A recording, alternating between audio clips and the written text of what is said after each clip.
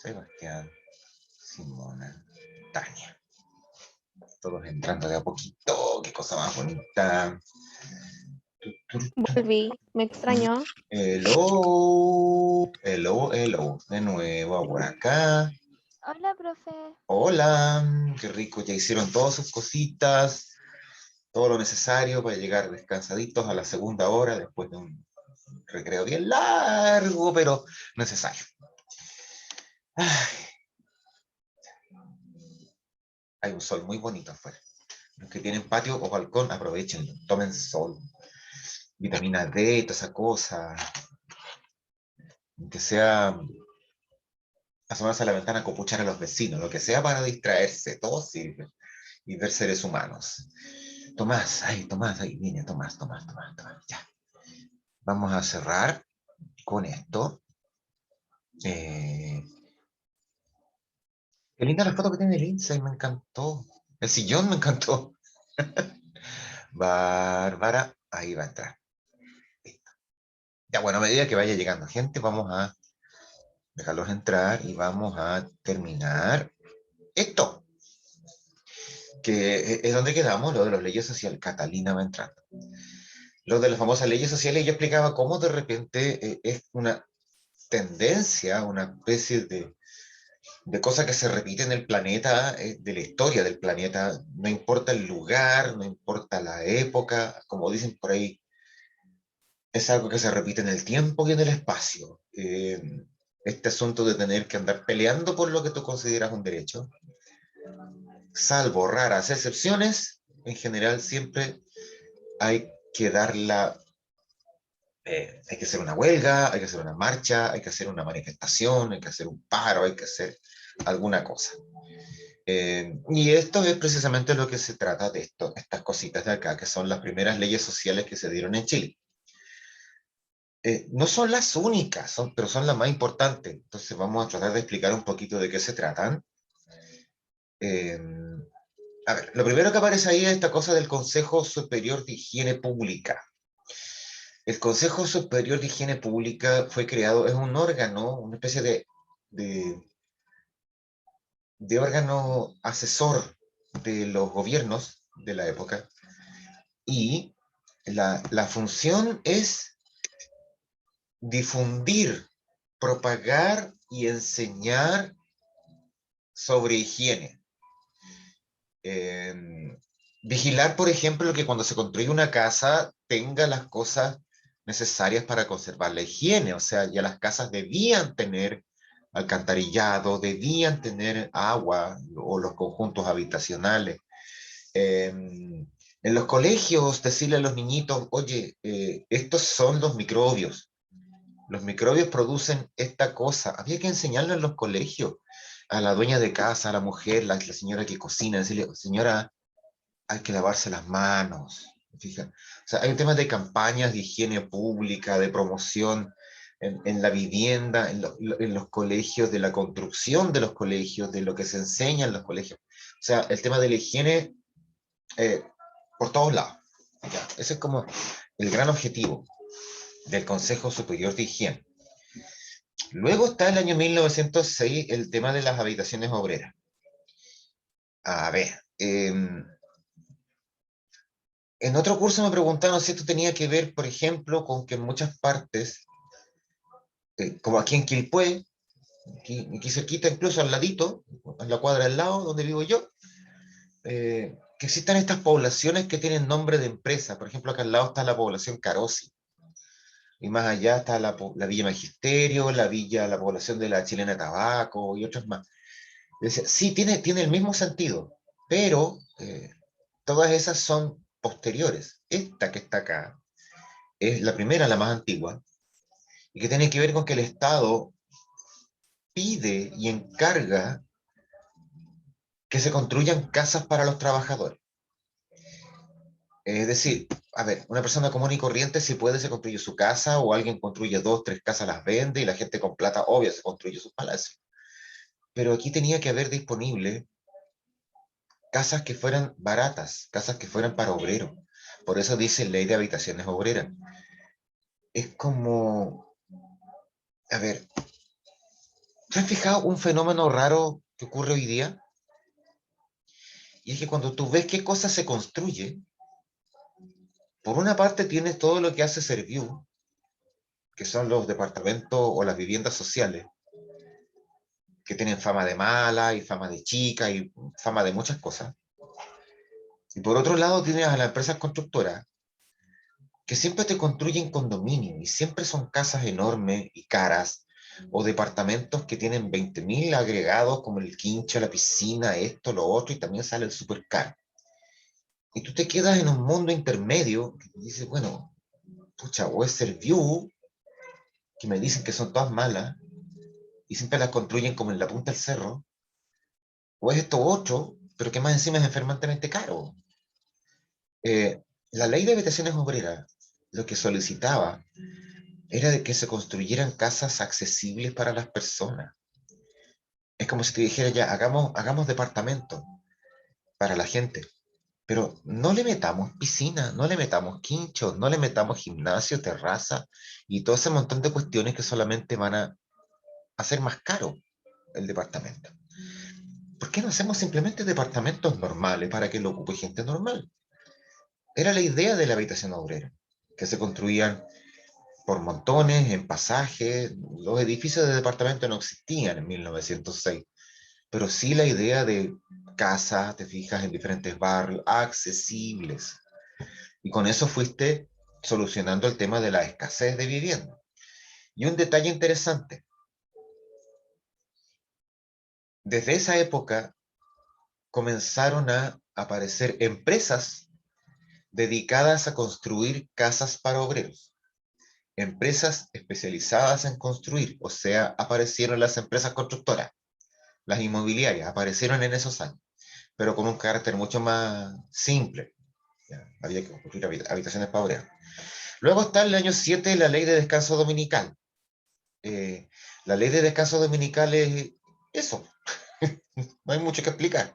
O sea, el domingo no se trabaja, simple, hay que descansar. Bueno, ahí se nota la influencia de la Iglesia Católica. Dejen que la gente descanse y todo, que vayan a misa. Hoy día en Chile no existe el descanso dominical, existe el descanso semanal. O sea, la ley dice que debes descansar un día a la semana. Puede que no sea el domingo, depende del trabajo que tú realices, si es por turno, si es por... La cosa es que tiene que haber un día libre a la semana, mínimo, ya, mínimo. El año 14 aparece la ley de la silla. También es eso, es bien simple. Es eh, poner una silla para los trabajadores del comercio. Esa ley está pensada en los trabajadores del comercio que se la tenían que pasar, y hasta el día de hoy se la tienen que pasar todo el día de pie, detrás de un mesón, detrás de una caja, detrás de algo. Entonces lo que hay que hacer es dejar una silla. Y de hecho en muchas partes he visto que colocan detrás del mesón o detrás de la caja, hay una silla y afirmado en un muro, y en el muro pegadito un cartel que dice ley no sé cuánto, ley de la silla, no es para el público, solo para empleados. Porque si ponen la silla ahí, lo vi mucho en algunas cajas de Falabella. La silla no está puesta para que el público, para que el cliente se siente y descanse. La silla está puesta para que el trabajador descanse. Porque él es el que está parado todo el día ahí, detrás, vendiendo. Pero te fijas que son leyes que pueden sonar como súper simples, algunas también suenan súper tontas, pero es necesario, o sea, ¿cómo no te diste cuenta de que una persona no puede estar parada todo el día en horario de comercio? Por ley hay que poner una silla y que la persona se pueda sentar. El 17 aparece la ley de salas cunas. A ver, esto es ultra importante. Quiero que alguien me diga por qué. ¿Por qué puede ser importante tener la ley de salas cunas? Primero, No ¿qué es lo sé que de es? la ley de ¿Sí? sala cuna, así que no puedo decirle por qué es importante. Pero, a ver, ¿qué es una sala cuna? Donde van a dejar a los niños pequeños Ya, para que van a dejar duerman los niños y pequeños. los cuiden. Exacto. Hay alguien que los va a cuidar. porque la mamá no puede. ¿Y por qué la mamá no puede? Porque Tiene que trabajar. Ahí está, tiene que trabajar. La única forma de que una mujer con hijos pequeños pueda trabajar es de que alguien le cuide a los niños, alguien le cuide a los cabros chicos. No todas las mujeres van a disponer de una abuela, de una hermana, de una vecina amable. Oye, oye, eso es pura buena voluntad de los demás, pero no siempre vas a tener eso a mano. Por lo tanto, es de súper, súper, súper ayuda que esa mujer cuando tiene que salir a trabajar, alguien le cuide a los cabros chicos. Ahora, tú dices, ¿y por qué tiene que trabajar? Bueno, si nos vamos a 1900, que es esta época que estamos hablando, hay muchas razones por las cuales las mujeres tienen que salir a trabajar. Ojo, en 1900 no es normal, o 1917, como dice ahí la fecha, no es normal que la mujer salga a trabajar. La tradición, lo normal, la costumbre, es que el hombre trabaja, la mujer está en la casa, es la dueña de casa, que cría a los cabros chicos, y todo ese panorama tan tradicional y tan como de película antigua. Pero a veces la mujer tenía que salir. La pregunta es, ¿por qué?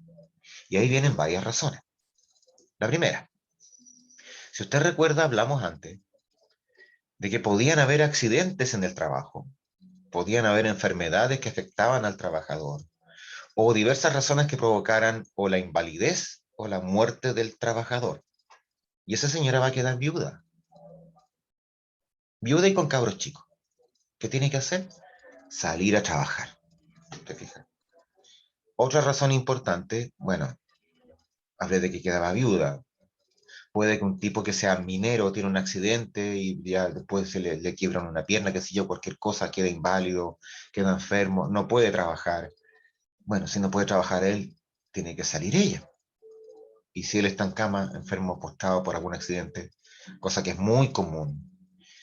Y en el caso de los mineros en el norte, el respirar tanto polvo, sacando el salitre, les produce la fibrosis y por lo tanto van perdiendo la capacidad de respirar y van quedando cada vez más postrados. Hace que esa mujer tenga que salir a trabajar. Y se nos olvidó también un pequeño detalle.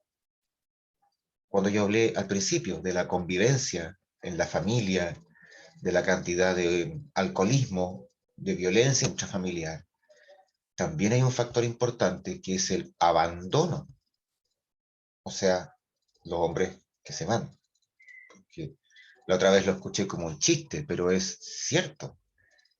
Hablando de ley de aborto, en Chile los hombres siempre han tenido derecho a abortar, porque el hombre generalmente pesca su maleta y se manda a cambiar. Y eso es una realidad en el Chile de 1900, muy común, muy común. No existía, por ejemplo, no existía esta cosa del registro civil en línea. Entonces, perfectamente, tú podías ser una persona que se casaba en Quilpué y te podías volver a casar en Antofagasta y te volvías a casar en Punta Arenas y nadie te pillaba porque eran papeles separados, no había registro nacional ni nada. Podías tener familia en cualquier parte. Ese era un desorden más o menos y el hombre chileno era bastante irresponsable. Entonces, tú ves ahí que hay muchas razones por las cuales la mujer tenía que salir a trabajar. Entonces, tener una sala cuna, esa ley de sala cuna fue súper importante, una ayuda, o sea, una salvación para muchas, muchas personas, muchas mujeres, por así decirlo, que pudieron integrarse al mundo del trabajo. Sí, pasa, como dice en un chat una compañera, a veces pasa eso, porque eh, los hombres, algunos, tienen esa cobardía, por así decirlo, y no hay que sentirse mal. Puede que de repente te toque una realidad. Lo que pasa es que uno tiene que construir otra realidad. Uno tiene que saber educar a los hijos que tiene para que no repitan los errores. Y uno mismo, si es hombre, tiene que saber no repetir los errores. Y, y saber que tienes que ser una persona responsable y que dé la cara al mundo. no que arranque, ¿cachai? O sea, eso es lo que te va a hacer diferente y eso es lo que va a marcar la diferencia en la vida de muchas personas, cómo seas tú. ¿Sí? En este caso, por lo menos, aquí hubo una ayuda para las mujeres. Pero ¿sabes tú qué es una de las cosas también interesantes de esa ley de Salas Cuna? Que la responsabilidad de esto no se la pasaron a las mujeres, sino que se la pasaron a los patrones, a los jefes. Porque a los jefes, a los dueños de las empresas les dijeron, si tú tienes 20 mujeres trabajando, debes tener tú en la fábrica un espacio, o en la empresa un espacio donde poner la sala cuna. Cosa que la mujer trabaja en la oficina y a lo mejor baja un piso o va para atrás y ahí está la sala cuna con su cabro chico. Y si tiene que amamantar, por ejemplo. Entonces, el patrón tenía la obligación de financiar y pagar esa sala cuna, habilitar la sala cuna y pagar a la cuidadora que estuviera ahí con los niños. Y si no, tenía que pagarle a la mujer para que la mujer a su vez le pagara una cuidadora, ¿cachai?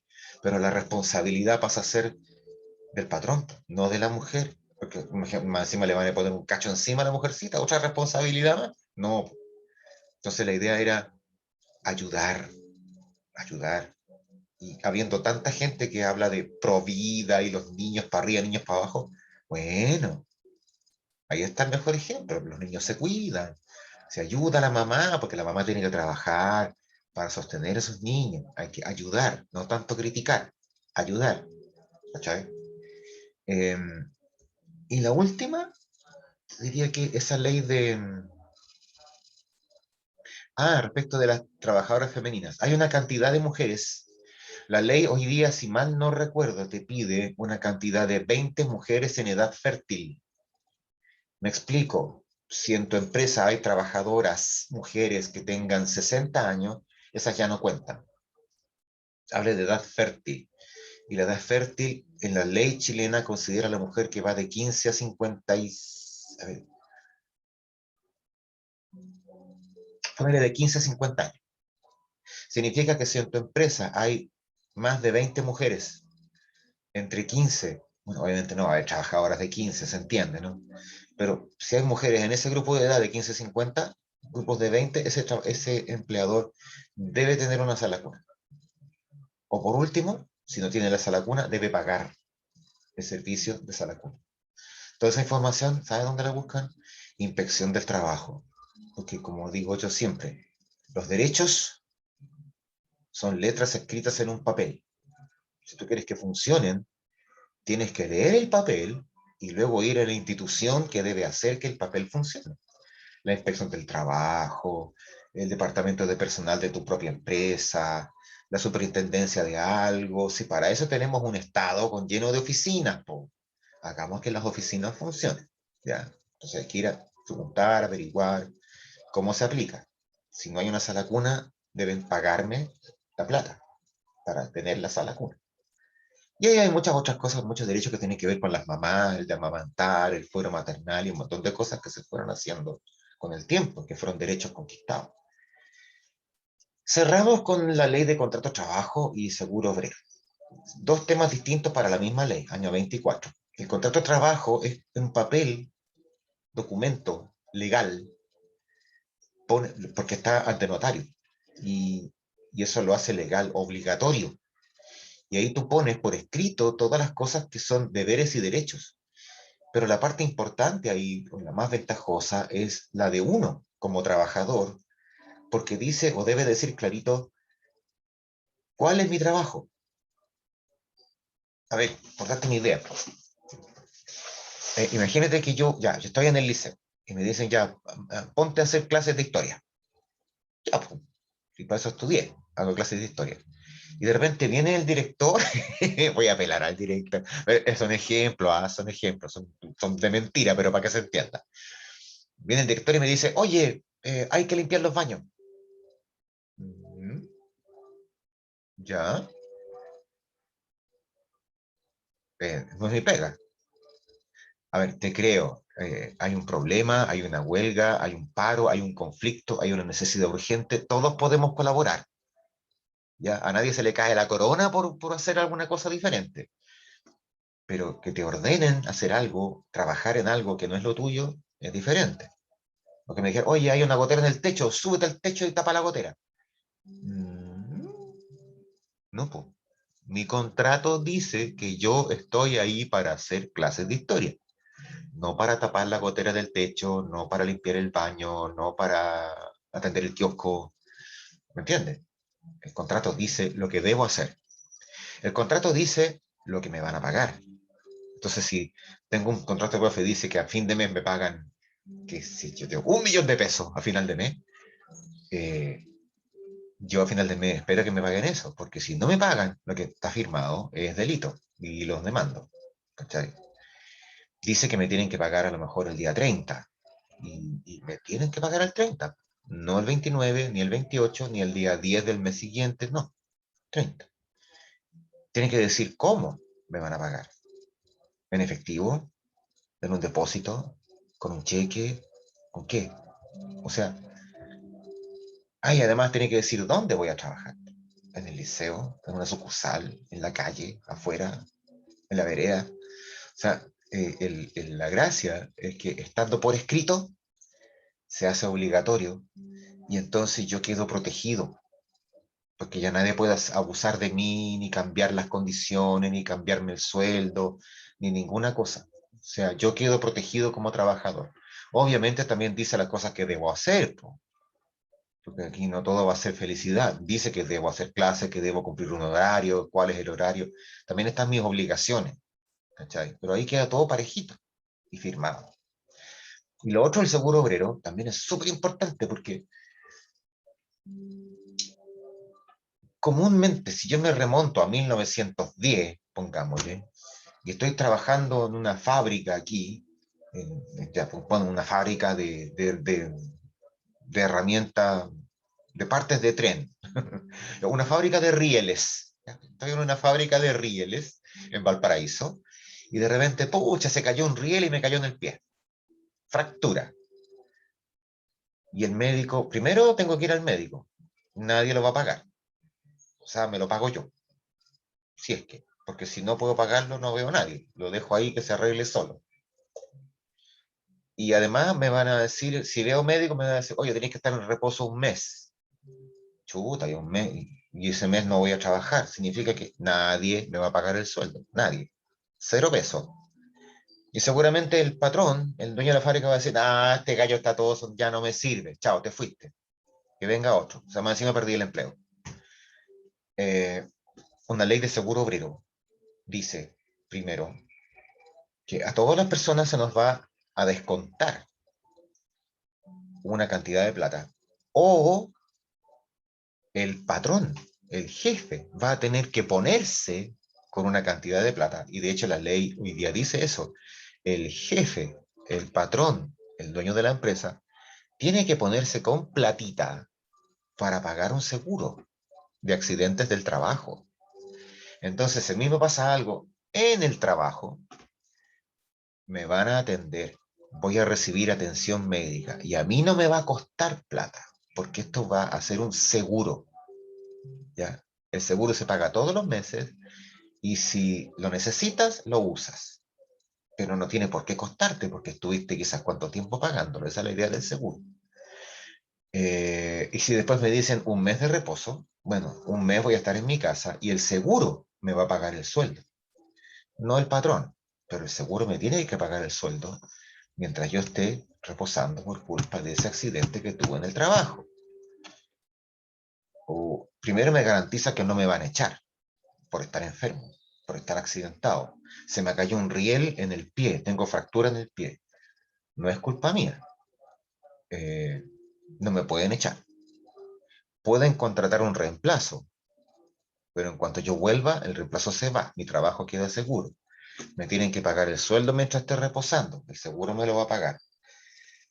Y una cosa importante también se incluyen cosas como las enfermedades profesionales. ¿Alguien ha escuchado hablar de eso? De las enfermedades profesionales. ¿Les suena? Son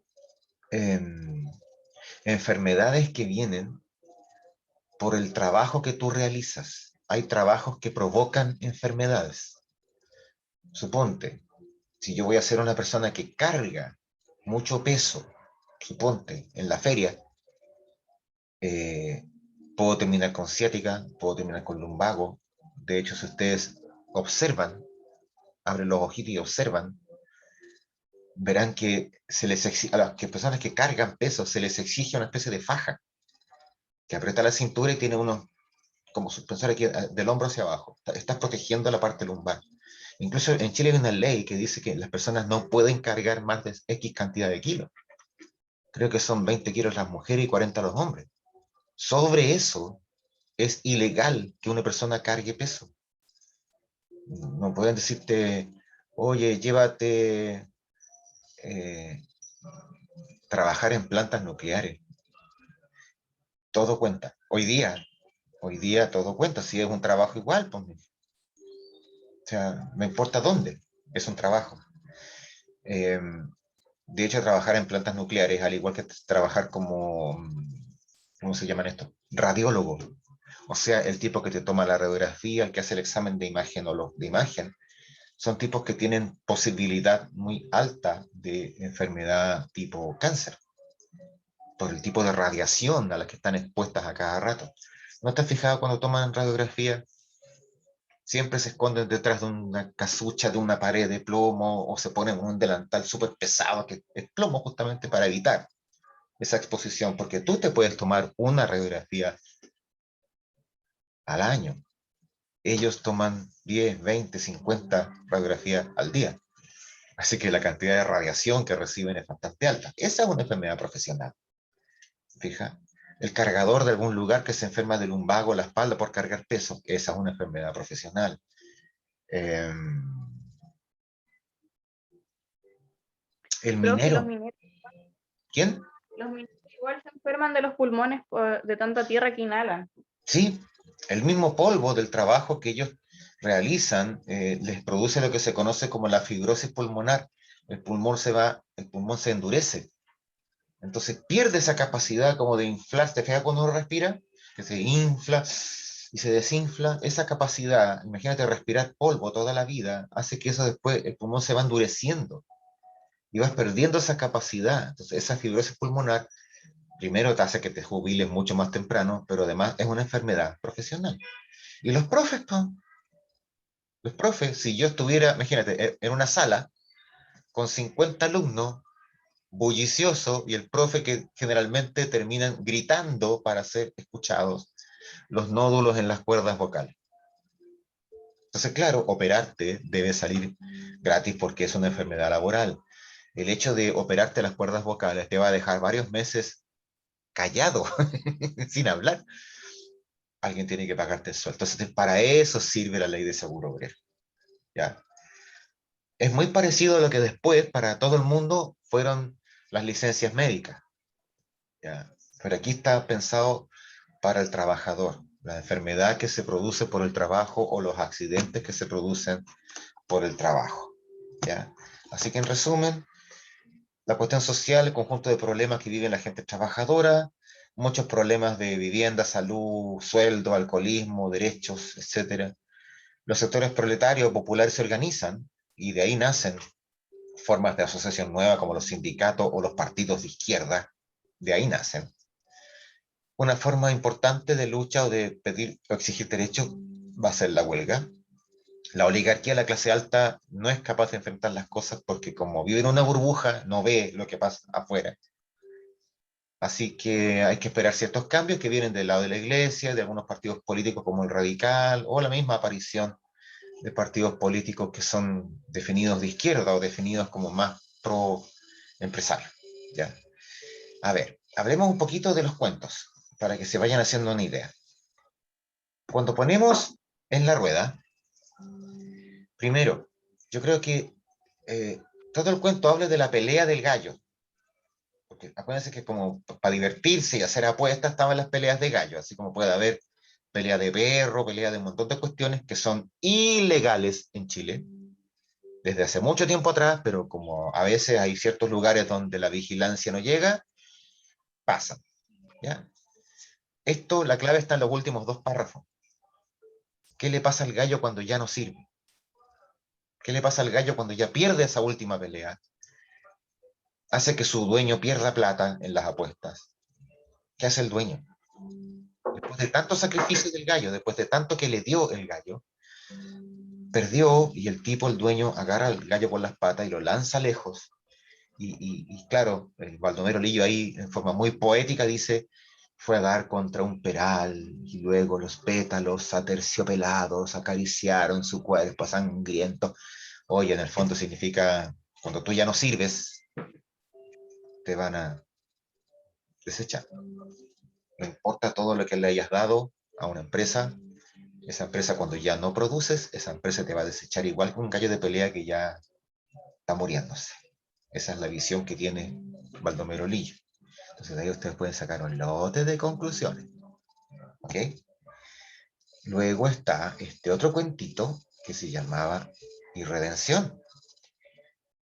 La clave está en la pesadilla que esta niña tiene y en esa balanza, en donde en un lado los pétalos y de otro lado las buenas obras. Y si recuerdan bien cuando leyeron, los pétalos se transformaban después en duraznos, los duraznos se venían los insectos, los pajaritos, y después del durazno había una persona que lo cosechaba, y había trabajo, y había dinero, pero el hecho de cortar los pétalos, automáticamente no hubo fruta, no hubo naturaleza, no hubo pajaritos, no hubo un hombre que cosechó, ni trabajó, no hubo producción, no hubo dinero, hubo pobreza. Esa niña, con su capricho de poner flores y cortar todas las flores, generó una cadena de pobreza. Y después se llenaba la boca diciendo que ya había hecho cosas para los pobres. Entonces ahí viene la pregunta. ¿Qué sacas con hacer cosas para ayudar a los pobres si tú eres la que causa la pobreza? La gente es pobre porque gana poco. ¿Quién le paga poco? Los dueños de las empresas. No es culpa del trabajador ganar poco. La culpa es del tipo que paga poco, que es el jefe. Pero después dice, oye, no, los pobres hay que ayudarlos. ¿Por qué no partir por subir el sueldo? ¿Te fijas? Por ahí va un poco la crítica y ahí la crítica va por el lado de la indolencia, o sea, que no te duele, que no te importa, pero también el doble estándar, el doble discurso, ¿cachai? De que yo hago algo generando pobreza, pero después ando llenándome la boca de que ayudo a los pobres. Hagan bien su análisis, si alguien quiere corregirlo, ni un problema. Y les quería compartir esta cuestión de...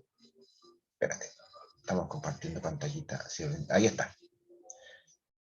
Fotografías. Cortito, porque tienen que ver con testimonio.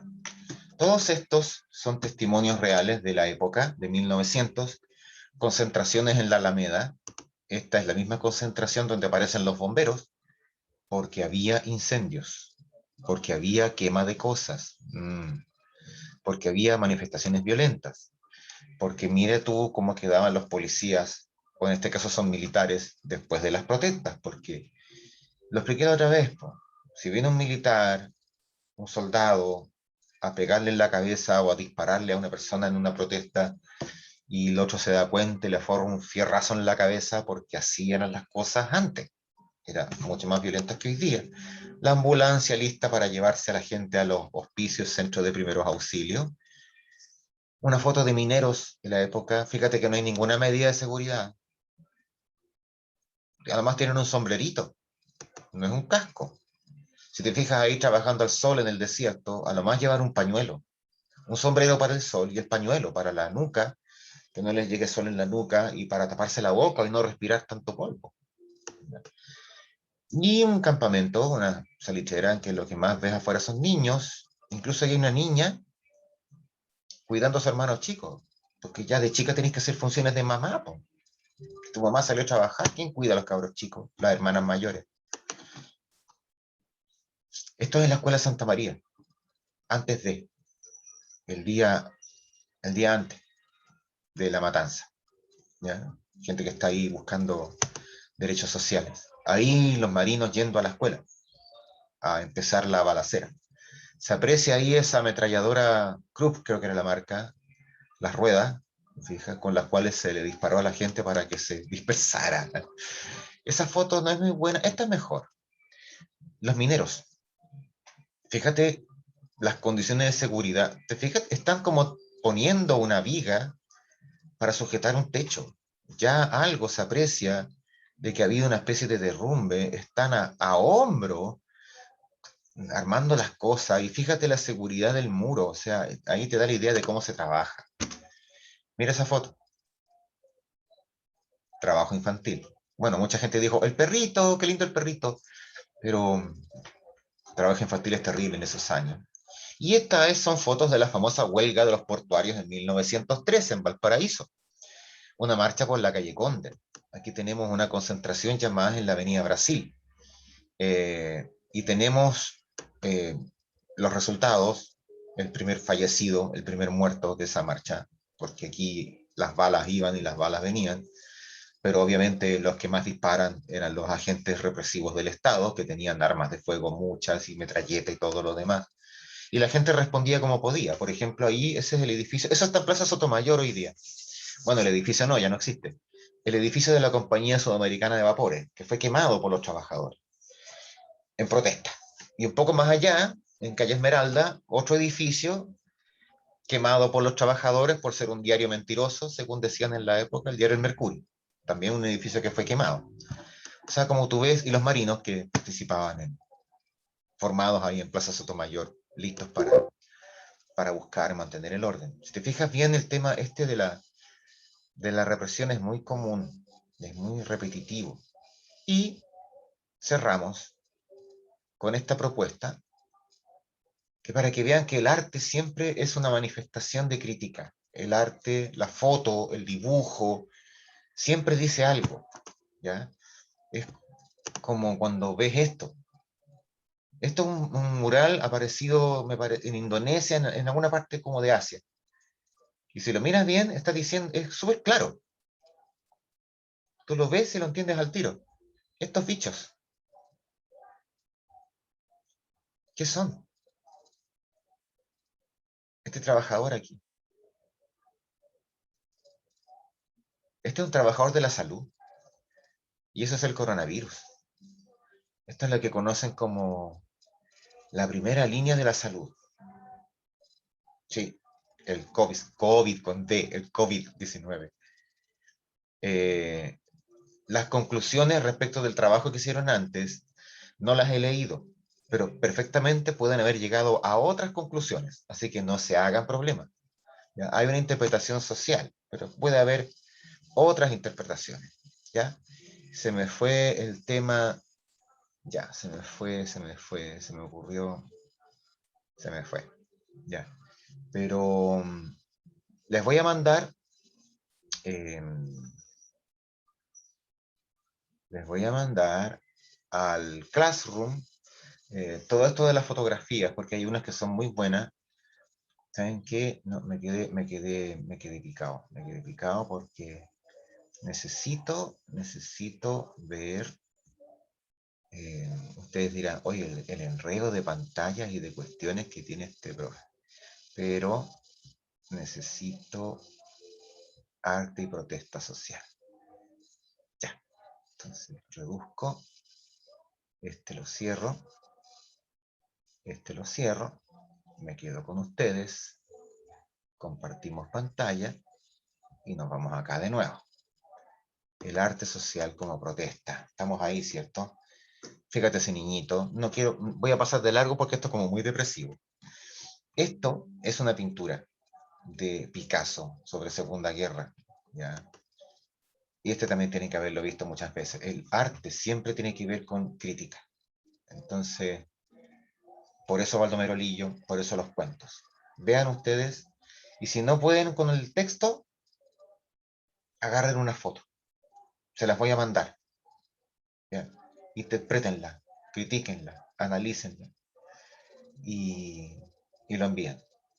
¿Ya? Su crítica, qué es lo que dice, de qué habla esa foto.